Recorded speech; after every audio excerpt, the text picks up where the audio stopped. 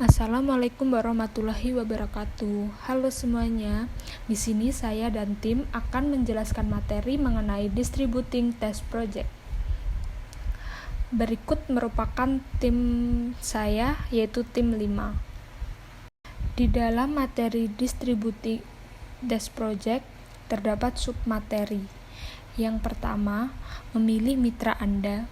Yang kedua, merencanakan upaya pengujian terdistribusi. Dan yang ketiga, mengelola upaya pengujian terdistribusi.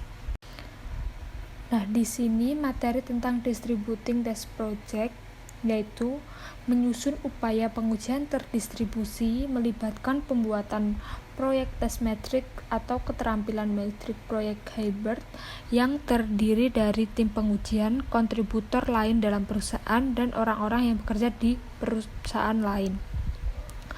Untuk mendistribusikan pengujian dengan sukses, Anda perlu melakukan 3 urutan langkah berikut.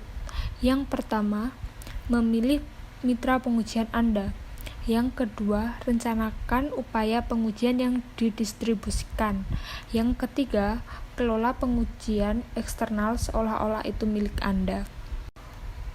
Submateri yang pertama, memilih mitra Anda. Choosing your partner. Dalam memilih sumber daya pengujian dari luar, tim sendiri secara eksklusif dapat melibatkan analisis bisnis, helpdesk, atau dukungan teknis, target pelanggan atau pengguna, atau staf penjualan dan pemasaran yang terlibat dalam pengujian untuk membangun kepercayaan mereka pada kualitas sistem yang akan dirilis atau pengujian yang dilakukan tim atau beberapa tim lain dalam sistem tersebut. Memilih pendistribusikan pengujian dapat berdasarkan faktor kekuatan dan kebutuhan dengan sikap keputusan melibatkan jumlah yang berbeda dari setiap faktor.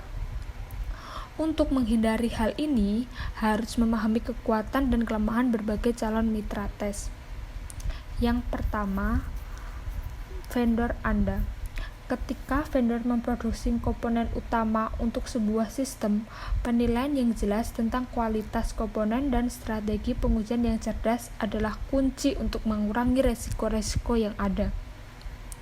Selain pertimbangan normal risiko terhadap kualitas sistem, ada 4 faktor tambahan, yaitu komponen irreplaceability, komponen essentiality, komponen atau sistem coupling, vendor quality problems.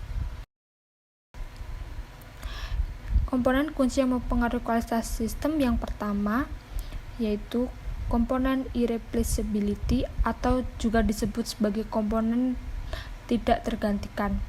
Ada beberapa komponen yang mudah untuk digantikan seperti PCI line card atau modem, tetapi ada juga yang terbukti sulit untuk digantikan di dalam sistem seperti motherboard dan lain-lain.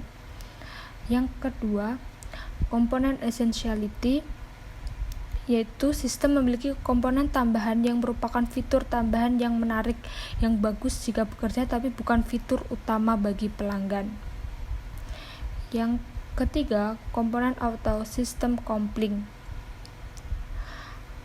Di sini komponen vendor pada dasarnya berdiri sendiri, misalnya tidak berinteraksi dengan sistem dengan cara yang unik. Komponen itu tidak terpasang dengan erat, namun jika hal itu mempengaruhi perilaku keseluruhan sistem seperti yang dilakukan oleh BIOS, maka sistem tersebut akan digabungkan dengan erat.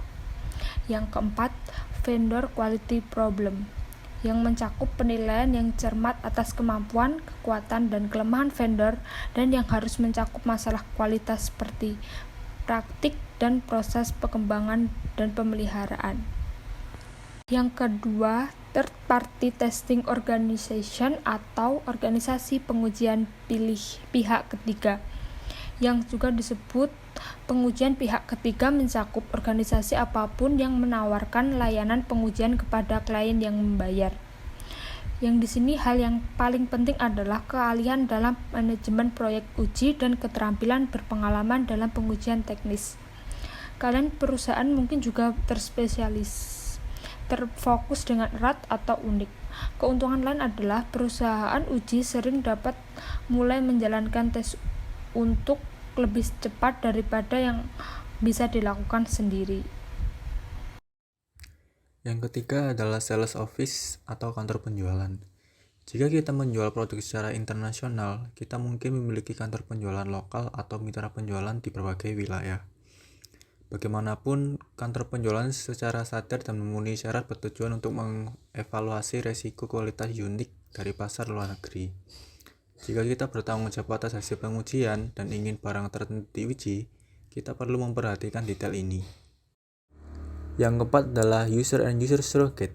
Dalam kategori ini, kita menyertakan analis bisnis, helpdesk, dukungan pelanggan, dan personal dukungan teknis bersama dengan pelanggan dan pengguna yang merupakan target aktual. Pengguna penerimaan harus menunjukkan kesesuaian dengan persyaratan dan kesesuaian untuk digunakan.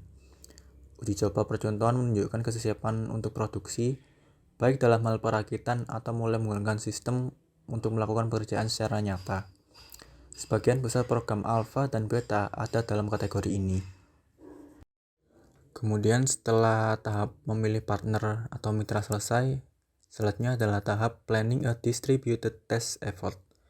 Kita perlu merencanakan pengujian terdistribusi dengan tingkat detail yang sama dengan yang kita gunakan untuk merencanakan upaya internal.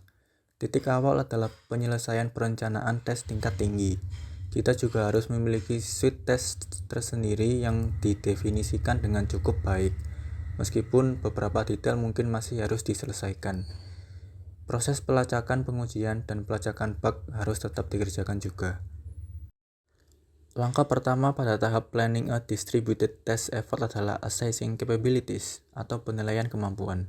Setelah cukup mempelajari tentang calon mitra pengujian untuk memilih organisasi untuk proyek tersebut, kita selanjutnya perlu menilai kemampuan pengujian khusus mitra tersebut sebagai bagian dari perencanaan keseluruhan upaya pengujian kita. Staf yang memadai juga sangat penting. Sering tergoda untuk melihat vendor dan perusahaan pengujian sebagai sumber tak berdasar dari para ahli tes yang terampil, terutama jika itu yang kita butuhkan. Penilaian kita terhadap pengaturan fisik pasangan kita juga harus mencakup peralatan, fasilitas, dan lokasi. Yang kedua yaitu understanding the cost atau memahami biaya. Kita harus menyiapkan anggaran untuk melakukan pembayaran terhadap vendor yang melakukan testing pada proyek tersebut. Hal itu disebut biaya testing. Selain biaya testing, kita harus mengadakan anggaran yang meliputi biaya fleksibilitas atau biaya darurat. Hal ini digunakan untuk mengatasi jika ada perubahan yang tak terhindarkan dan perubahan untuk langkah berikutnya. Selain itu, ada juga biaya lain-lain yang digunakan untuk biaya perjalanan dan meeting. Selanjutnya, yang ketiga ada collating, coordinating, and partitioning test program, yaitu menyusun, mengkoordinasi, dan mempartisipasi tes uji. Dalam hal ini, kita harus dapat menggabungkan dua atau lebih proyek pengujian menjadi satu program pengujian tunggal. Hal ini memiliki beberapa langkah, di antaranya yang pertama, collation. Collation merupakan pembuatan daftar tunggal dari semua kasus uji yang akan dijalankan. Yang kedua yaitu coordinating. Dari daftar uji tunggal yang telah dibuat, kita akan menghilangkan kasus uji yang berlebihan. Yang ketiga ada partitioning. Meninjau uji kasus yang telah disepakati tadi, kita akan membagikannya terhadap masing-masing penguji proyek. Yang keempat ada organizing logistik atau pengorganisasian logistik. Kita harus menyiapkan tempat atau lingkungan untuk melakukan pengujian atau yang kita sebut test lab yang mendukung pengujian. Dengan memperhatikan kebutuhan khusus seperti hardware yang sesuai, sampel teknik, atau peralatan lainnya. Selain hardware, juga dibutuhkan konfigurasi software yang sesuai dan manajemen rilis yang disepakati untuk merilis proyek ke pasar, seperti keamanan dan penyimpanan. Tetapi, jika kita menggunakan perusahaan vendor sebagai penguji, hal ini tidak diperlukan karena mereka harus menyiapkan sendiri lab test mereka. Karena hal itu adalah bagian dari apa yang kita bayar untuk perusahaan vendor penguji. Selanjutnya adalah mengatasi masalah pemetaan. Jika setiap operasi pengujian bekerja dengan cara yang sama persis dengan cara perencanaan kita, maka pekerjaan kita selesai setelah semua testing disatukan. Anda tidak dapat atau tidak perlu membuat setiap mitra penguji bekerja dengan cara yang sama, tetapi kita memang perlu untuk mengenali dan mengelola perbedaan. Inilah yang disebut dengan istilah mapping issues. karena kita coba memetakan upaya pengujian yang dilakukan oleh mitra kita ke dalam upaya pengujian kita sendiri. Materi selanjutnya adalah bagaimana kita mengelola tim pengujian yang mungkin bisa melibatkan tim uji internal, vendor, bahkan tim uji online atau virtual. Dalam materi ini, ada beberapa poin penting dalam materi ini yang mana poin tersebut memerlukan perhatian khusus yang meliputi seperti melacak proyek pengujian dan semuanya, dan mengkomunikasikan status tes, dan sampai menangani tim yang berbeda budaya, dan lain-lain. Dalam memantau pengujian, kita seringkali ingin mendapatkan laporan pengujian secara cepat. Tetapi dalam realitanya kita memiliki tim yang tersebar dari berbagai wilayah atau bahkan berbeda negara. Secara umum, kita harus merencanakan keterlambatan tersebut dalam menerima laporan dari tim dan mitra pengujian yang mungkin bisa telat dalam hitungan menit hingga beberapa hari, tergantung dari lokasi mereka. Tidak ada mitra pengujian yang dapat langsung bekerja pada hari pertama. Mereka perlu tahu kondisi sekarang dan apa yang sedang terjadi. Dengan ini, Anda harus berkomunikasi secara langsung dengan mereka untuk menjelaskan keadaan sekarang dan bagaimana mereka harus bekerja untuk melakukan pengujian. Selain itu, kita juga harus memberitahu mereka jika kita ingin berubah arah, misalnya seperti penghentian sementara proyek pengujian. Hal tersebut harus dikomunikasikan dengan mereka karena mitra pengujian merupakan tim kita sendiri. Yang ketiga ada handling political consideration atau menangani pertimbangan politik. Di dalam proyek pengembangan, kita pasti akan mendapatkan masalah politik, baik itu internal maupun eksternal. Hal ini menjadi lebih memungkinkan jika pihak ketiga kita berada di luar lokasi. Mereka bisa saja mempertanyakan kompetensi kita jika ada kesalahan yang dibuat. Oleh karena itu, kita sebagai orang yang merencanakan dan memilih peserta tes harus memastikan keberhasilan baik secara teknis maupun non-teknis. Yang keempat ada being sensitive to culture clash atau peka terhadap benturan budaya. Masalah budaya akan menjadi relevan jika kita bekerja dengan mitra eksternal. Saat pengujian, kita akan mengalami perbedaan perspektif, prioritas, dan nilai-nilai dari setiap penguji. Kita akan mendapatkan hal yang lebih berbeda lagi jika kita bekerja dengan mitra eksternal. Dalam pengujian terdistribusi, beberapa individu yang gagal bisa saja dipandang sebagai penguji yang profesional dan selaras dengan budaya perusahaan. Yang kelima ada building and maintaining trust atau membangun dan merawat kepercayaan.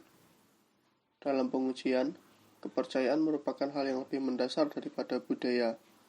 Kita harus percaya bahwa pengujian akan berjalan sesuai yang diinginkan. Kita juga harus percaya bahwa kolega kita akan menindaklanjuti hasil pengujian dan seterusnya. Di dalam pengujian, kita juga harus membantu dan memperhatikan mitra kita. Jika kita respect terhadap mitra kita, otomatis mereka akan respect kepada kita juga.